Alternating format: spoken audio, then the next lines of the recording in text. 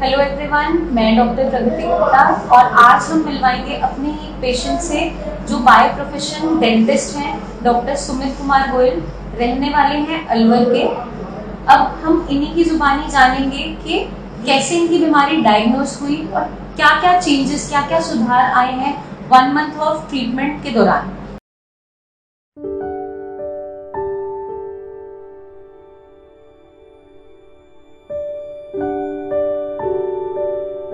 क्योंकि इनिशियली जब पेशेंट आए थे हमारे पास काफ़ी घबराए हुए थे, ट्रीटमेंट को लेकर बहुत सारी कंफ्यूजन थी माइंड में, क्योंकि according to allopathic medicine kidney failure कभी भी ठीक नहीं हो पाता, इसका 100% रिवर्सल नहीं होता। 100% रिवर्सिबल ये बीमारी नहीं होती, लेकिन हम इसे मैनेज कर सकते हैं थ्रू अपना अच्छा लाइफस्टाइल रखते हुए, चीज़ों को ध्यान में रखते हुए।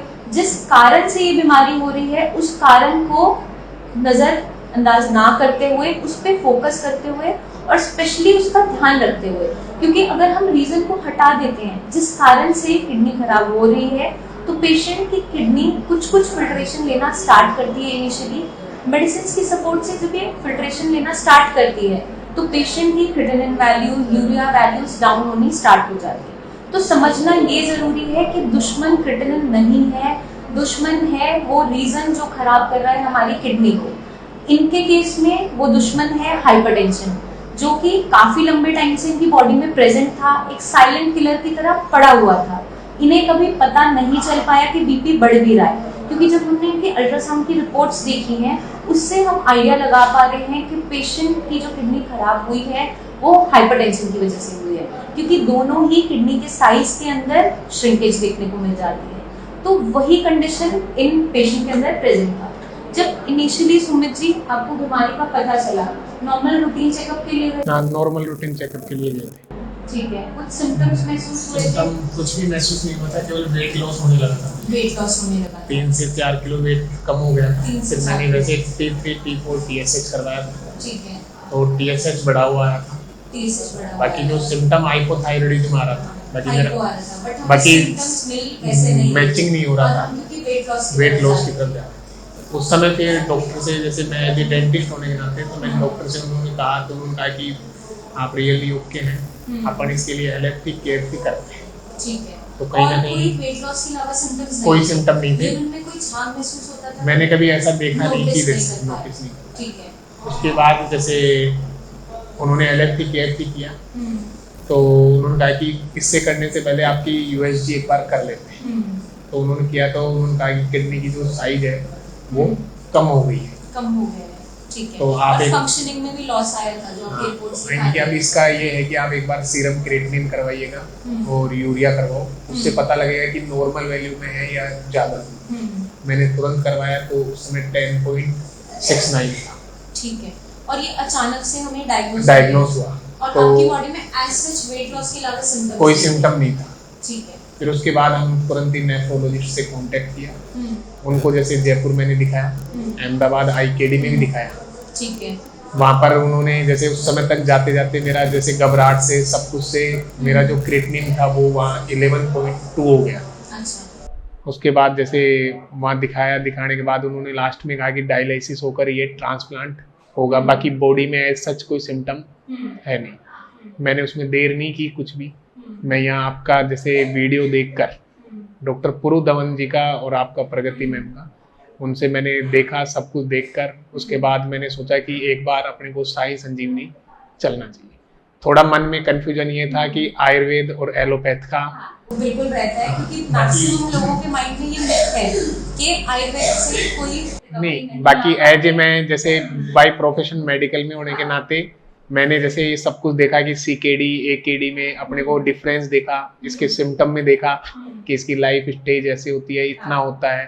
तो फर्स्ट टाइम विजिट किया था तो काफी सारे कंफ्यूजन और घबराए, बट अब ऐसी कोई अब घबराहट नहीं है। अब मेरे को क्या है कि ऑटोमेटिक कॉन्फिडेंस डबल हो चुका है कि अपन इस रिपोर्ट्स में चेंज नहीं, चेंज भी।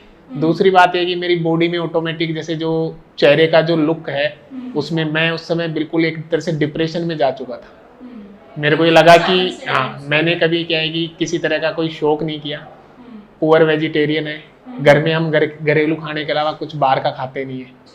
सब नहीं नहीं, कुछ भी नहीं खाते थे। मैं ये मान सकता हूँ कि मेरे जो वर्किंग कैपेसिटी थी वो ज़्यादा थी एज ए डेंटिस्ट होने के नाते। बाकी मेरे पास आउटडोर जैसे आपके यहाँ है, बहुत ज़्यादा आउटडोर है, तो मैं ये मानता था कि स्ट्रेस के कारण भी हो सकता है। ठीक है, नींद आती थी आपको अच्छे से? अच्छे से आती थी। बाकी मैं प्रोफेशन के प्रति भी डेडिकेटेड था, बहुत ज़्यादा डेडिकेटेड था। बाकी फिर मैंने देखा कि भगवान ही, अब कुछ भी नहीं। बाकी मेरी जितनी उम्र नहीं थी उससे ज़्यादा मैंने काम किया प्रोफेशन में। फिर मेरे को एक झटका सा लगा, मैंने सोचा कि अपन ने सब कुछ किया भी नहीं और इतनी सी उम्र में ये सब कुछ बीमारियाँ। क्योंकि इनिशियली एक्सेप्ट करना ही मुश्किल होता है जब सडनली डायग्नोस होता है, क्योंकि बॉडी में एज सच बहुत ज़्यादा सिम्टम्स नहीं थे, क्योंकि बॉडी में बीमारी तो लंबे टाइम से बन रही थी, पर हर एक पेशेंट की बॉडी में सिम्टम्स जल्दी नजर नहीं आते। और सबसे ज़्यादा खतरनाक क्या होता है, एसिम्प्टोमेटिक होना। क्योंकि जब भी कभी कोई सिम्टम्स आते हैं, चाहे पेन है बॉडी में या आपको कोई भी सिम्टम्स आ रहे हैं, स्वेलिंग है, तो वो चीज़ें पकड़ में जल्दी आती हैं। और जो पेशेंट्स एसिम्प्टोमेटिक होते हैं, जैसे आपके केस में रहे, बहुत कम बस एक वेट लॉस था, वो नॉर्मली लगता है कि हमने डाइट अच्छी नहीं ली या, और वैसे मैंने रूटीन चेकअप हर ईयरली करवाता था, एवरी ईयर। कभी इतना मैंने एटलीस्ट कि 2019 में भी करवाया। उस समय क्या है कि मैंने डॉक्टर को कहा भी था कि जैसे आप एक बार अपन कर लेते हैं। उन्होंने कहा कि सुमित ऐसी कोई मत घबराओ, आपको इतनी सी एज में आप तो फिट हो, सुबह 7 बजे से रात तक लगे रहते हो, आपको कोई काम का फुर्सत ही नहीं है, आपको बीमारी का कोई मतलब ही नहीं है। और बाकी मैं अपने आप में भी कॉन्फिडेंस था कि अपने को इस तरह की कोई बीमारी नहीं हो सकती। और वहाँ सब कुछ डायग्नोसिस किया था उन्होंने। मेरे को हमेशा मेरे फादर को हार्ट की प्रॉब्लम होने से मेरे को हार्ट का चिंता रहती थी कि मेरे को हार्ट की कहीं प्रॉब्लम ना हो जाए।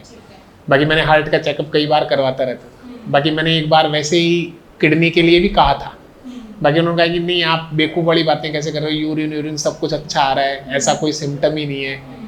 बाकी वो क्या है कि जैसे कहते हैं ना कि जिस चीज़ का डायग्नोसिस नहीं करवाया वो ही निकल। ठीक है, इसलिए पेशेंट्स को ध्यान क्या रखना है कि आपकी बॉडी में अगर वेट लॉस भी मिल रहा है तो उसको भी आपको हल्के में नहीं लेना है। ज़रूरी नहीं आप किडनी ट्रबल से ही सफ़र कर रहे हो, किडनी की बीमारी से ही सफ़र कर रहे हो। बहुत सारी कंडीशंस ऐसी भी होती हैं जिसकी वजह से वेट लॉस देखने को मिल जाता है। इसलिए अपने routine checkups after the age of 30 start कर देने चाहिए, क्योंकि आजकल जैसे पहले हम 40 के बाद प्रेफर करते थे, बट आजकल के एरा में जो लाइफस्टाइल बहुत बिजी रहता है, स्ट्रेसफुल रहता है, तो आफ्टर 30 हमें अपनी डाइट का, अपने लाइफस्टाइल का चेंजेस कुछ ना कुछ करते रहना चाहिए। अपने नॉर्मल रूटीन चेकअप्स जरूर करवाओ ताकि अनडायग्नोज चीज ना जा पाए, जैसे आपके केस में, क्योंकि सिम्टम्स आई नहीं एज सच।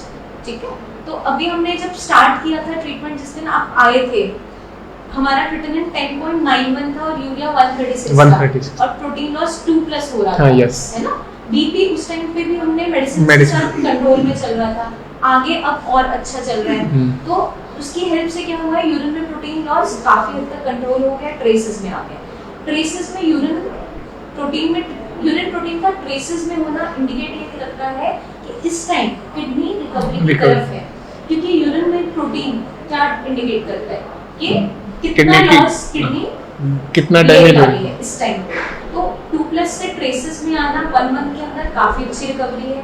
किडनी के एंड में आपकी बॉडी अच्छा रिस्पॉन्ड कर रही है ट्रीटमेंट को लेकर।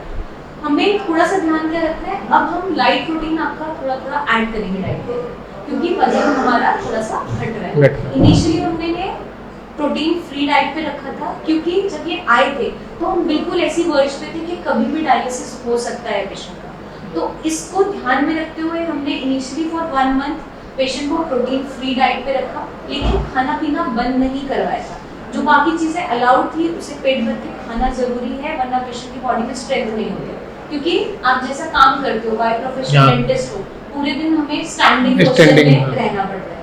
तो उस कंडीशन में हमें बॉडी में स्ट्रेंथ चाहिए, तभी हम काम कर पाते हैं, वरना पेशेंट बेटर डन हो जाता है। अब आगे के लिए, क्योंकि हमारे जो क्रिएटिनिन यूरिया वैल्यूज है पहले से डाउन आ गई है, क्रिएटिनिन 7.5 आ गया, यूरिया 17.8 है और आपका यूरिन में प्रोटीन ट्रेसेस हो गया है। पहले से हम काफी अच्छी रिकवरी की तरफ जा रहे हैं with in 1 month of treatment. Patient, हमारी बॉडी अच्छी रिस्पॉन्ड कर रही है, स्ट्रेंथ पूरा है।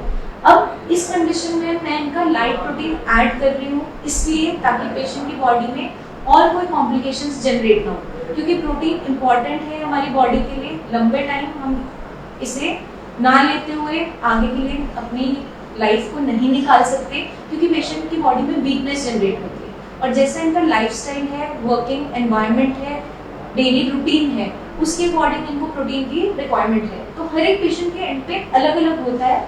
आपको गाइडेंस के अंदर ही चीज़ों को करना ज़रूरी होता है, क्योंकि जैसे डॉक्टर सुमित ने पूछा कि इनके रेजिमेंट के हिसाब से, इनकी कंडीशन के हिसाब से क्या इन्हें प्रोटीन लेना चाहिए या नहीं लेना चाहिए। तो उसी कंडीशन में मैं लाइट प्रोटीन, मूंग मसूर की दालें थोड़ा थोड़ा अलाउ कर रही हूँ। आप वीक में 3 से 4 बार ले सकते हो। ऑल्टरनेटिव डेज में मिल्क स्टार्ट कर दो, गाय का दूध 50-100 ml के अंदर ले सकते हो। तो अगर डेली हम थोड़ा थोड़ा भी प्रोटीन बॉडी के अंदर लेते हैं, बॉडी में स्ट्रेंथ बनी रहेगी और आगे इस बीमारी से आप लड़ पाओगे, क्योंकि किडनी ऑलरेडी श्रिंक हो चुकी है, उसके पास नरिशमेंट नहीं जा रहा, इस वजह से श्रिंकेज हो रही है, क्योंकि बार बार बैंग हो रहा है हाई ब्लड प्रेशर की वजह से। अब वो कंट्रोल में आ रहा है, लेकिन पहले कहीं ना कहीं वो साइलेंटली किलर की तरह एक्ट कर रहा है। तो अब हमें आगे के लिए ध्यान रखना है कि किडनी को बचाते हुए चलना है। डेली आप बीपी की चार्टिंग करोगे, वो आप करते हो, ठीक है, उसको मेंटेन करो।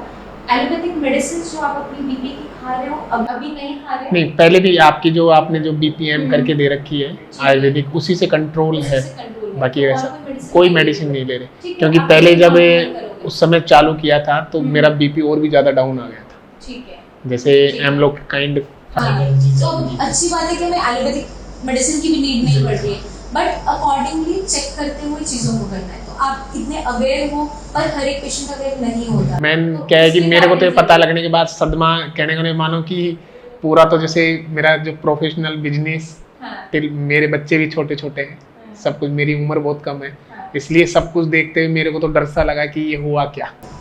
वो बिल्कुल रहता है। अब लेकिन स्टेबल हो माइंड से, कोई डर नहीं, अब डर कोई घबराहट कुछ भी नहीं है। आगे चल के हमें ध्यान रखते हुए चलना है, क्योंकि इस बीमारी को लाइफ टाइम मैनेज करते हुए चलना है।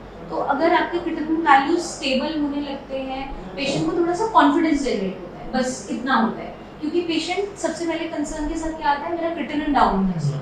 उसे ये चीज़ नहीं पता होती, लेमैन को नहीं पता कि किडनी की फिल्ट्रेशन का होना इम्पोर्टेंट है। क्रिटिनिन एक वेस्ट मटेरियल है जो किडनी निकालती है, बट ऐसे n number of waste material है जो हमारी बॉडी में प्रेजेंट है। और क्रिटिनिन दुश्मन नहीं है, दुश्मन है हाइपरटेंशन, जो आपके केस में खराब है। तो हमने बीपी को हमेशा ध्यान में रखते हुए चलना है, अपने बाइकार्बोनेट्स को मेंटेन करते हुए चलना है। उसके लिए ना खास ध्यान रखना है कि आप खट्टा कुछ नहीं खाओगे, आप चाय कॉफी बिल्कुल बंद रखोगे, वो आप लेंगे नहीं बंद कर। अगर डाइट पेशेंट अच्छे से फॉलो करता है, जैसे डॉक्टर सुमित ने की, तो ट्रेमेंडस रिजल्ट्स आपके सामने हैं, आप इनके रिपोर्ट्स में देख सकते हैं। ठीक है, और कुछ बोलना चाहेंगे हमारे पेशेंट्स? ये है कि मैं तो यही कहना चाहता हूँ कि जिसको भी इस तरह की कोई प्रॉब्लम होती है तो वो तुरंत, जैसे देरी ना करके वो तुरंत इलाज के लिए, आयुर्वेद में ऐसा नहीं सोचे कि आयुर्वेद में इस चीज़ का इलाज नहीं है। कुछ गलत जगह जैसे आयुर्वेद में चला जाता है, जब जाकर उसको इस तरह का नुकसान भुगतना पड़ता है, जिससे कि अदर आयुर्वेद को भी नुकसान पहुंचाते हैं। हाँ, क्योंकि मिथ्स है कई। हाँ, कि काफ़ी लोग जो इस प्रोफेशन को बदनाम करते हैं कि साहब आयुर्वेद में ऐसा नहीं है। बाकी मैंने इस चीज़ को जजमेंट में खुद एज ए डेंटिस्ट होने के नाते मैंने इस प्रोफेशन को जजमेंट किया है। मैं धन्यवाद देना चाहूँगा डॉक्टर प्रगति गुप्ता को कि मेरे को तो इस जंग से लड़ाई जिताई है। आगे के लिए भी हम अभी ट्रीटमेंट फॉलो कर रहे हैं, कंटिन्यू कर रहे हैं आपका, और उम्मीद करते हैं कि जितनी रिकवरी आपकी बॉडी में 1 मंथ में दिखाई है, अगर इसी स्पीड से चलता रहा तो हम एक स्टेबिलिटी की तरफ जल्दी पहुंच जाएंगे और थोड़ा सा और कॉन्फिडेंस हमारे अंदर आ जाएगा और कोई भी डर घबराहट नहीं रहेगा कि हमारे साथ अब क्या हो गया। तो पेशेंट्स के लिए ज़रूरी है जल्दी से जल्दी अवेयर होना, अपने रूटीन चेकअप करवाना, सही जगह सही चुनाव करके साई संजीवनी हॉस्पिटल का चुनाव करें और वहीं पर जैसे दिखाएं। जैसे जगह का चुनाव करना भी बहुत इम्पोर्टेंट है इलाज से पहले। यदि आपने इलाज सही जगह नहीं लिया तो आप वहाँ भी धोखा खा सकते हैं। तो वो ही है कि पेशेंट को अपनी कंडीशन को समझते हुए, हर चीज़ को पहले जज करते हुए काम करना ज़रूरी होता है। ठीक है, आगे के लिए आपका डाइट चार्ट मैंने बना दिया है, उस हिसाब से आप लोग के। बाकी हर मंथ अपना KFT, urine routine, bicarbonate test जरूर करवाना है, क्योंकि सारे ही टेस्ट इंपॉर्टेंट है, सिर्फ क्रिटिनिन नहीं है। उस चीज़ को आज आप सब भी समझ लीजिए, क्योंकि अगर हम इस चीज़ को अच्छे से फॉलो करते हैं तो आगे हम भी रिकवरी की तरफ जा सकते हैं, जैसे डॉक्टर सुमित इस टाइम पे फील कर रहे हैं। जैसा कि हमने डॉक्टर सुमित के केस में देखा, इनका केस था इस्चेमिक नेफ्रोपैथी का, जिसमें बीपी की वजह से किडनी नुकसान उठा रही है। मैक्सिमम % ऑफ द केसेस जो देखने को मिलते हैं किडनी फेलियर के, वो हाई ब्लड प्रेशर के कारण देखने को मिल जाते हैं। क्योंकि आजकल की लाइफस्टाइल में यंग पेशेंट्स बहुत ज़्यादा सफ़र कर रहे हैं इस बीमारी से। पहले देखा जाता था एक एज बीत जाने के बाद ये बीमारियां पेशेंट को होनी स्टार्ट होती, लेकिन यंग एज में, जैसे इनकी एज अभी 35 है, बहुत से यंग पेशेंट्स आ रहे हैं जिनको ये बीमारी से जूझना पड़ रहा है। इसके पीछे कई सारे कारण हैं। हमारा गलत लाइफस्टाइल, हमारी स्ट्रेसफुल लाइफ, हर किसी की लाइफ में कोई ना कोई स्ट्रेस ज़रूर है, पर कैसे हम उसे मैनेज कर रहे हैं और अपनी बॉडी को इफ़ेक्ट नहीं करने दे रहे हैं, वो इम्पॉर्टेंट है। तो उसके लिए आप डेली रूटीन में अपना योगा है, एक्सरसाइज है, वॉक है, ज़रूर करो, ताकि हम एक मेंटली स्टेबिलिटी की तरफ रहें। क्योंकि इतना स्ट्रेसफुल भागा दौड़ी वाली लाइफस्टाइल में हर किसी की लाइफ में पेशेंट को हाई ब्लड प्रेशर से जूझना पड़ रहा है, या हमारा खाना पीना ऐसा रहता है जिसमें हम जंक फूड ज़्यादा ले रहे हैं, सॉल्ट का इंटेक बहुत ज़्यादा कर रहे हैं। उस चीज़ का प्रिकॉशन एक हेल्दी पर्सन को भी रखना ज़रूरी है, ताकि हमारी कंडीशन आगे चलकर हम भी किडनी फेलियर की तरफ ना बढ़े। तो वो ध्यान हम अगर इनिशियली रखते हैं, तो जैसे हम जानते हैं prevention is always better than cure, उस स्टेज में ही हम बीमारी को रोक सकते हैं।